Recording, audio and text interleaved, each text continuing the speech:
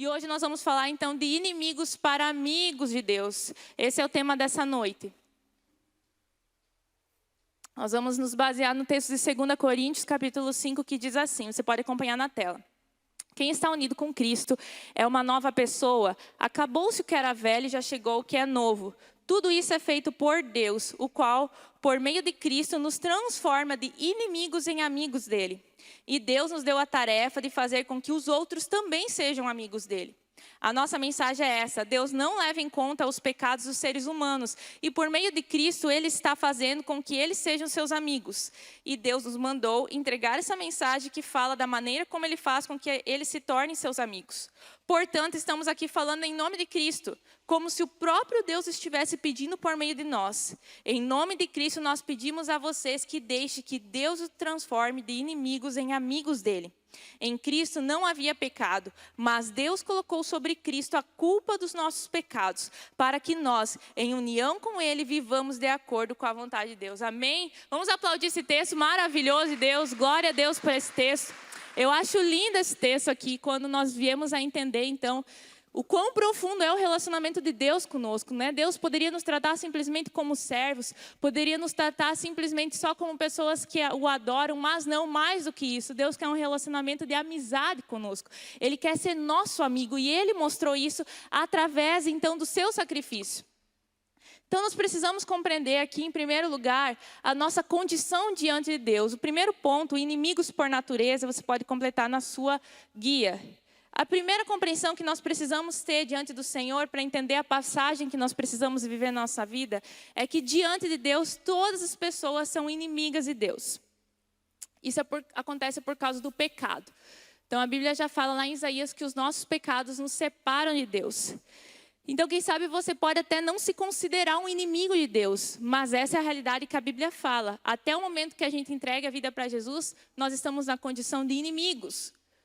Então, o pecado ele está na raiz do nosso ser desde lá do Jardim do Éden, quando Adão pecou. A natureza de Adão, a natureza de pecar, a condição de sermos pecadores, naturalmente inclinados ao pecado, já habita em nós desde que nós nascemos. Então, nós somos naturalmente inimigos de Deus, da sua vontade, desde que a gente nasce. Na infância, nós não temos consciência disso, né? A criança ela não tem compreensão, não consegue discernir entre o certo e o errado. Ela está pura diante do Senhor, mas mesmo desde pequenininhos, nós podemos ser bem sinceros e ver que as crianças já têm uma inclinação para as coisas erradas. Para ser egoísta, para não querer dividir. Os meus filhos têm, então, essa mania, muitas vezes, de brigar. O Nathanael está naquela fase do é meu. Tudo é meu. Dá para mamãe? É meu. Ele fala, tudo é meu. Eu disse, nossa, que egoísta. Que natureza adâmica já se manifestando desde cedo. Já está ali. Né? O papel dos pais é educar, a gente tem que conduzir, ensinando. Mesmo que ele não tenha consciência disso, ele não entenda que isso é errado, ele vai aprender enquanto ele desenvolve. Ele já tem uma natureza inclinada a ser egoísta, a preferir as coisas do seu jeito, e todos nós somos assim. E mesmo depois que a gente cresce, amadurece, nos tornamos adultos, mesmo assim, quando nós temos a oportunidade de escolher entre o que é certo, entre a vontade de Deus, entre o que agrada a Deus ou não, muitas vezes nós nos inclinamos para as coisas erradas. É sempre mais fácil nós seguirmos os nossos próprios desejos, porque essa natureza de ser inimigo das coisas de Deus, inimigo de Deus, está em nós. Então, por mais que ninguém se declare em sã consciência, eu sou inimigo de Deus. Claro que existem religiões assim bem pesadas que as pessoas se declaram inimigas de Deus. Mas você provavelmente conhece muitas pessoas da sua família, amigos seus, parentes, que você considera uma pessoa muito boa, uma pessoa trabalhadora, uma pessoa de boa fé, uma pessoa educada, politicamente correta, uma pessoa assim que você considera muito legal. Agora, até essa pessoa legal, ela é considerada inimiga de Deus até o momento que ela aceite Jesus. Ela é inimiga do Senhor, é forte, mas todos nós, sem Cristo, estamos nessa condição. Porque o que nos torna amigos de Deus não está em nós. O que nos torna amigo de Deus está em Jesus, que é aceitar o seu sacrifício. Então, não importa o quanto nós nos achemos bons, diante de Deus, sem Jesus, todos estamos na condição de inimigos.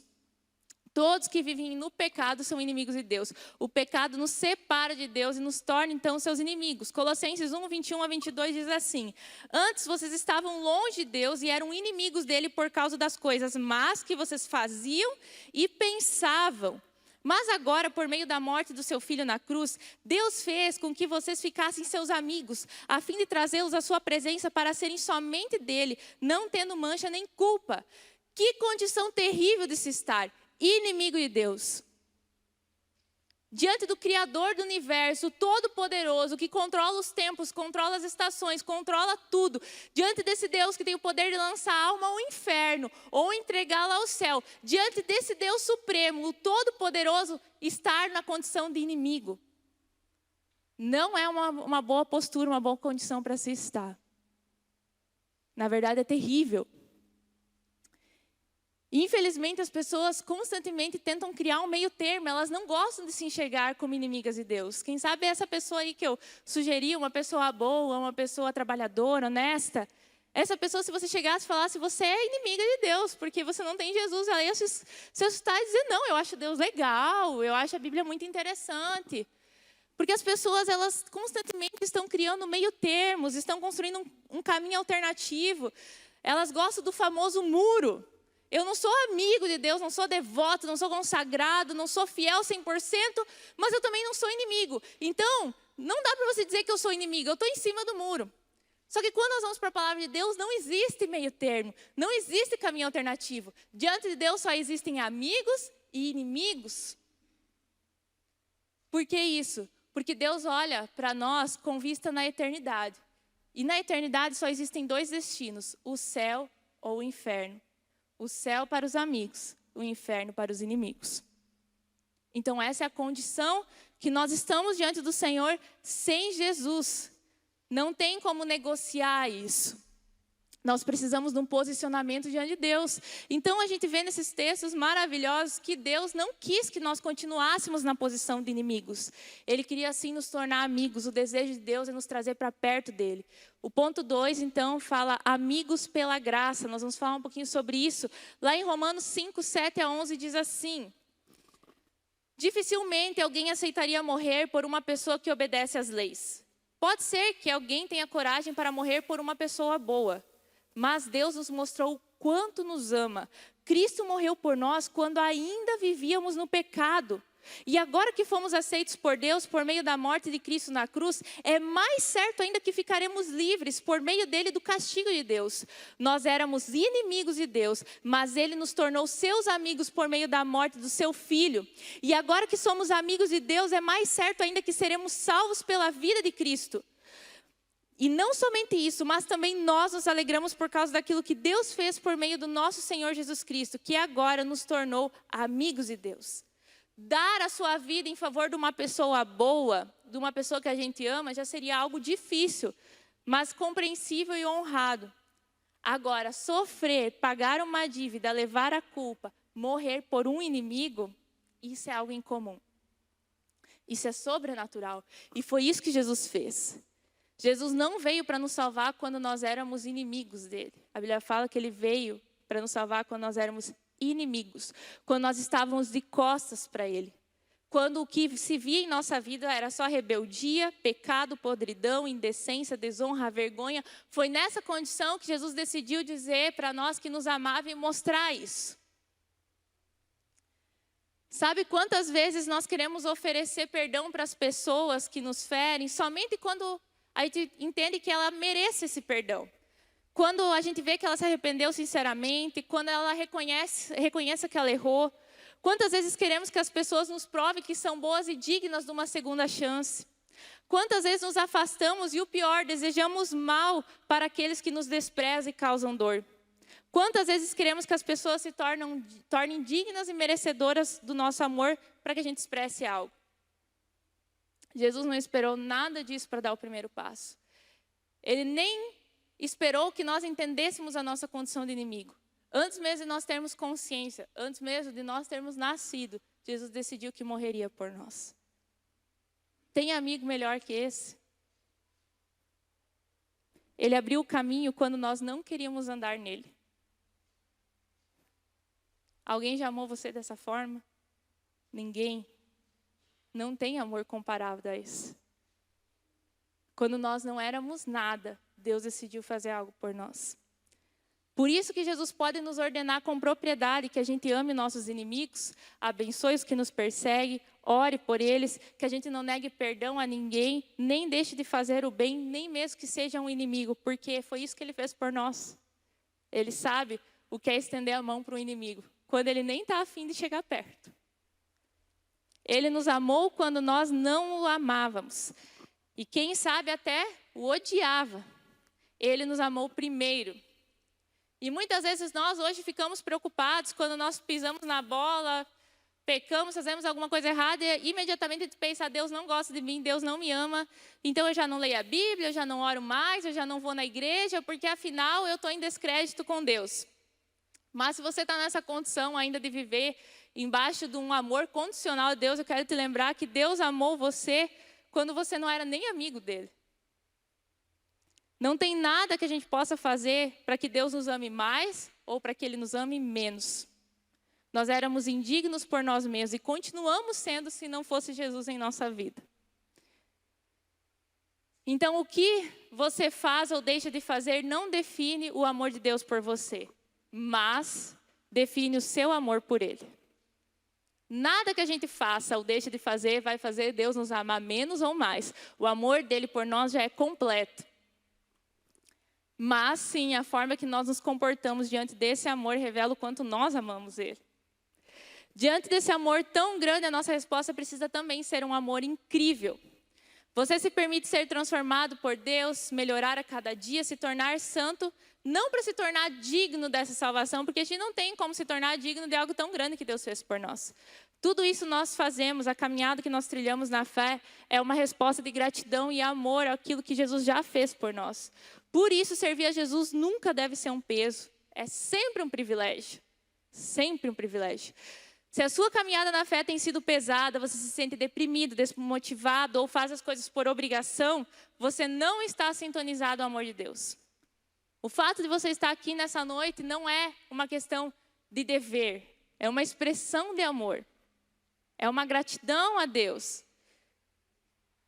Muita gente não consegue desfrutar a plenitude espiritual que tem disponível para ele porque não se aprofunda no amor de Deus. Ainda vê um Deus muito distante, um Deus que não é amigo, um Deus que não ama, um Deus que está pronto para nos ver errar e nos castigar. E não é a realidade de Deus. Se Deus quisesse nos castigar como objetivo final, Ele teria feito isso antes, quando a gente era inimigo.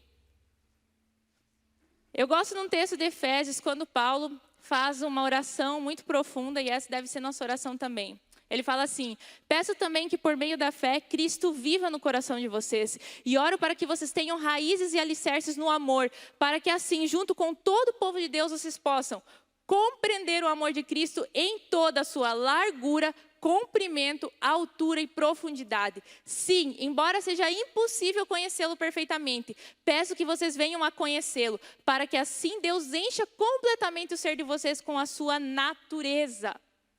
Qual é a natureza de Deus? Amor, paixão, fogo que consome, desejo de viver em santidade. Então, quando nós estamos carentes, estamos com o nosso coração distante do Senhor, nós precisamos começar a estudar e aprender mais, compreender mais sobre o amor de Deus.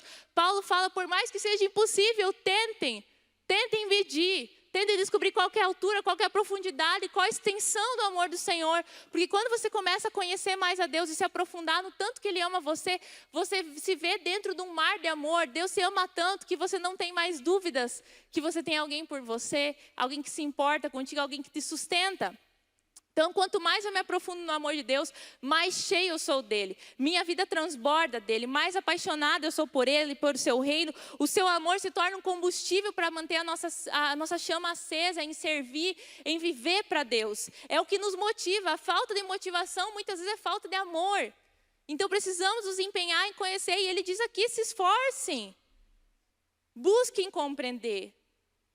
Estudem, se aprofundem. Porque quando vocês conhecerem o amor de Deus e vocês começarem a meditar mais sobre isso que Jesus fez por você, é impossível que você permaneça com o mesmo coração diante do Senhor. O teu coração queima. Você não consegue ter outra resposta a não ser adorar a Deus. Você não consegue mais ter palavras vazias quando você consegue começar a compreender o que Jesus fez por você. Eu não sei se você, provavelmente é importante que você se lembre o dia que você aceitou Jesus. que você compreendeu essa realidade. Ali foi um marco em sua vida. E aquele era um momento que teu coração queimou e você decidiu que você precisava viver para Deus. Só que com o passar do tempo, a gente vai vivendo a nossa vida de fé e a gente esquece esse sacrifício. Eu acho que é por isso que Jesus manda a gente cear, participar da Santa Ceia, constantemente da ceia do Senhor, para que a gente lembre do porquê nós estamos aqui, do porquê nós fazemos o que fazemos, para onde nós estamos indo. Porque nós somos muito bons em esquecer as coisas, né? Então nós precisamos nos aprofundar nesse amor. É uma decisão e é sobre isso que nós vamos falar no ponto 3. Ser amigo de Deus é uma decisão. Então, como nós falamos até aqui, não é o quanto eu acho Deus legal, o quanto eu concordo com a Bíblia, o quanto eu sou bom diante da sociedade, ou como eu sou visto pelos outros que define se eu sou amigo ou inimigo de Deus. O meu relacionamento com Cristo definirá se eu sou amigo dele. E para isso eu gostaria de ressaltar 3 coisas importantes que revelam se de fato você é amigo de Deus e você pode medir a sua amizade através disso. Primeiramente, minha resposta, sua salvação. Pode completar na sua guia. Minha resposta, sua salvação. A Bíblia é clara em dizer que a única forma de se tornar amigo de Deus é recebendo a salvação de Jesus, é graça. É algo que nós não merecíamos, é um favor imerecido. Então isso acontece através do nosso reconhecimento que nós somos pecadores, inimigos de Deus e que precisamos que Ele nos salve. Nós aceitamos o sacrifício de Jesus e entregamos nossa vida a Ele. É preciso que tenha esse marco na sua vida. Qual foi o dia que você aceitou Jesus? Não precisa lembrar a data, mas tem que ter esse momento. Eu cresci na igreja, eu creio que a partir dos 4 anos, mais ou menos, que eu comecei a frequentar com os meus pais. Foi quando eles se converteram, meu pai começou, minha mãe não queria ir, né? Minha mãe ficava em casa sozinha, disse, tu quer ir, tu vai. Meu pai foi lá, puxou a frente. E foi levando eu e meu irmão, e minha mãe em casa com os gêmeos, até que de repente se renderam. E foi todo mundo. E lá, eu cresci dentro de um contexto cristão, aprendi da Bíblia, mas eu lembro nitidamente. Não lembro a idade, mas eu lembro um momento, entre 10 ou 12 anos, que eu tomei minha decisão para Jesus. Na igreja que nós frequentávamos, tinha uma campanha evangelística, e eu lembro que naquela noite o meu coração aconteceu alguma coisa. Eu entendia que eu precisava de Jesus. Meu Deus, olha, desde criança eu ouvindo, mas aquele dia eu entendi realmente que eu precisava de Jesus. E teve um apelo, eu fui até a frente, eu recebi Jesus no meu coração e o meu coração sempre se tornou, desde aquele dia, muito sensível para as coisas de Deus. A minha mãe me via chorando cada pouco, pedindo perdão pelas coisas, porque eu queria sempre consertar tudo, queria fazer tudo certo, porque eu entendi que eu precisava amar a Deus. E que Jesus era o meu Salvador. Eu lembro desse dia, eu tomei a minha decisão, mesmo que meus pais já frequentassem a igreja, eu precisei ter esse dia. Eu não sei se você tem frequentado uma igreja ou essa igreja e tem vida em companhia de pessoas, dos seus familiares, esposa ou esposo, dos seus pais ou dos seus filhos. É muito bom que você esteja aqui, mas é preciso que você tenha um marco também e você tome a sua decisão por Jesus. E seria muito bom se esse dia fosse hoje, não é mesmo? Glória a Deus. Deus gosta muito de festa, e toda vez que um pecador se arrepende, a Bíblia diz que tem festa no céu. Então vamos dar uma festa hoje, tá? Hoje é o dia, deixa o Espírito Santo falar no teu coração. Então isso é algo sobrenatural que acontece. Eu não tenho como entrar na sua cabeça e fazer você entender o que eu estou falando aqui. Quem já tomou essa decisão sabe que não tem exatamente como explicar. A gente sabe, a gente entende, é espiritual. O Espírito Santo vem e fala conosco, a gente não consegue explicar, mas Ele está ali. E Ele começa a nos fazer entender coisas que não são compreensíveis se não for Deus falando conosco, que nós somos inimigos, que nós temos que nos arrepender, que nós estamos em dívida com o nosso Deus e que nós precisamos nos tornar amigos. Então é preciso que tenha esse marco. Qual é a sua resposta à salvação de Deus? A Bíblia fala ali, como nós vimos no primeiro texto que nós lemos, que Deus não leva em conta os nossos pecados. Não leva em nossa conta, mas levou na conta de Jesus. A salvação para nós é de graça, mas custou um preço muito alto para Jesus. Então Ele pagou o preço em nosso lugar. Romanos 3:23 diz que o salário do pecado é a morte. Todos nós estamos destinados à morte, morte espiritual. Morte de viver para sempre sem Deus, sem oportunidade de se arrepender, eternamente sofrendo. Você provavelmente já teve dias de dor, dias de sofrimento, de profunda depressão ou tristeza, algo terrível aconteceu na sua vida. Agora pensa isso eternamente. sem consolo, sem paz, sem alívio, sem um amigo. Isso é a eternidade sem Deus. O inferno é isso, é estar sem Deus para sempre, sem oportunidade de se arrepender. Porque o tempo de arrependimento e de mudança é hoje. Por isso que a Bíblia fala, não perca a oportunidade. Nós não sabemos o que vai acontecer amanhã. E depois que nós partirmos, não tem mais nova chance. Então, nossa condição diante de Deus nos deixa em dívida com Ele. E a dívida só pode ser paga com morte. Se nós não recebermos Jesus, nós vamos então receber o nosso salário da morte eterna. Mas se nós recebemos Jesus, Jesus já pagou esse preço. E nós vamos então ter a oportunidade de desfrutar da salvação dele. Ele foi a justiça satisfeita de Deus. Então às vezes a gente pensa assim, mas Jesus então levou os nossos pecados. Isso não significa que Jesus fez vista grossa, que Deus fez vista grossa e pronto, vou perdoar vocês porque eu quero ser amigo de vocês mesmos, então eu não me importo, vem para junto que o que importa é estar todo mundo reunido. Não, ao mesmo tempo que Deus é um Deus profundo em amor, Deus também é muito justo. Tão justo que Ele fez que o seu próprio filho fosse entregue numa cruz e morresse para que a justiça fosse feita. A justiça era que alguém morresse pelo pecado, que alguém pagasse esse pecado do mundo. E Ele, por amar a justiça e por ser tão correto e tão justo, Ele não poupou seu filho para que isso acontecesse. Deus não faz vista grossa aos nossos pecados. Pelo contrário, Ele cumpriu a justiça. Antes nós falamos sobre os inimigos, que nós devemos amar os inimigos, orar por eles e abençoar. Eu não estou dizendo que não vai acontecer justiça sobre a vida deles. Se alguém te feriu, te causou mal, te prejudicou, a Bíblia fala que a justiça deve ser entregue a Deus. A vingança é do Senhor, nunca nossa. O nosso papel é confiar que Deus vai trazer a colheita sobre a vida daquela pessoa. Eu desejo que ela seja transformada, que ela desfrute da graça. Mas Deus vai fazer ela ter a colheita dela. Deus é justo. Deus não se esquece das pessoas que nos feriram. Deus não se esquece do mal que foi feito a nós. Quem sabe você hoje está colhendo uma colheita de algo ruim que você fez para alguém. Deus está ajudando você a administrar. Quem sabe a consequência foi sobre o seu relacionamento, sobre sua família, sobre o seu trabalho. Alguma coisa negativa, a colheita vem porque Deus é justo. A diferença é que o amor de Deus nos faz suportar, nos faz enfrentar, nos faz caminhar para frente. Então, a justiça de Deus acontece ao mesmo tempo que o amor dele é profundo por nós. Então, nós precisamos entender que o preço do nosso pecado foi alto e alguém pagou, a justiça foi satisfeita e foi Cristo, Ele resolveu o nosso problema. Hoje nós precisamos então fazer somente isso, reconhecer que nós precisamos de um Salvador e esse Salvador é Jesus. E dizer que você quer isso para a sua vida, então desfrutar dessa justiça. Não é mais preciso que você pague a conta. Jesus pegou a conta e pagou por nós. Isso é uma graça incrível.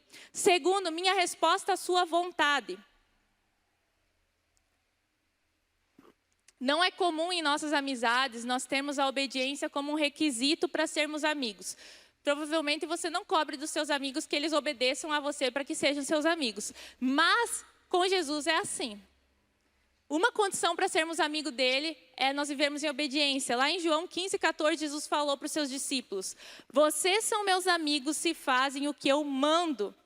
Qual é a condição de ser amigo do Senhor? Obedecer o Senhor. Não basta receber o Senhor, a partir de agora eu obedeço. A nossa conduta após aceitar Jesus revelará se de fato nós fizemos de Deus nosso amigo. Se Ele é nosso amigo, a gente obedece a Ele. Infelizmente é possível que uma pessoa que se tornou amiga de Deus volte a ser inimiga de Deus. Lá em Filipenses 3:18, Paulo fala de muitos irmãos dentro da igreja que voltaram a ser inimigos de Deus. Olha o que ele diz lá. Já disse isso muitas vezes e agora repito chorando. Existem muitos que pela sua maneira de viver se tornaram inimigos da mensagem da morte de Cristo na cruz. Eles vão para a destruição no inferno, porque o Deus deles são os desejos do seu corpo. Eles têm orgulho daquilo que devia ser uma vergonha para eles e pensam somente nas coisas que são desse mundo. Então, pessoas que se dizem amigas de Deus, mas vivem com os seus desejos sendo satisfeitos carnalmente, com o seu foco com as coisas desse mundo, de verdade, no fato, eles são inimigos de Deus. Estão só se dizendo amigos. Lá em Tiago 4:4 diz que não tem como ser amigo do mundo e continuar sendo amigo de Deus. Quem se torna amigo do mundo, se torna inimigo de Deus. Ou seja, quem ama as coisas dessa terra, ao ponto de se permitir pecar, se envolver com prazeres carnais, se corromper e não viver uma vida para a glória de Deus. Essa pessoa, por mais que esteja dentro da igreja, por mais que tomou uma decisão e diz, eu quero fazer Jesus o meu Salvador, mas na caminhada, na sua conduta, ela começa a viver focada com as coisas dessa terra, não foca na vontade de Deus, não se permite ser transformado, moldado pelo Espírito do Senhor, essa pessoa, na verdade, é inimiga de Jesus. Infelizmente, dentro da igreja lá, Paulo estava falando que existiam irmãos que haviam transformado a liberdade cristã em libertinagem. Eles queriam distorcer a graça de Deus. Já que Deus me ama muito, então agora eu posso pecar muito, porque Deus me ama muito, Ele vai me perdoar muito.